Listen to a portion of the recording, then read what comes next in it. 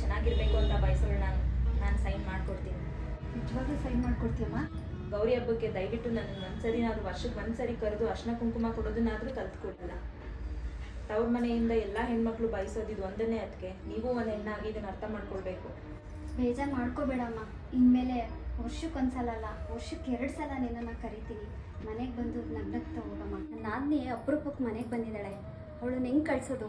ಒಂದು ಒಳ್ಳೆ ಸೀರೆ ತೊಗೊಂಡು ಬಂದು ಅವಳಿಗೆ ಕುಂಕುಮ ಕೊಡೋಣ. ತುಂಬ ಖುಷಿ ಆಗ್ಬಿಡ್ತಾಳೆ.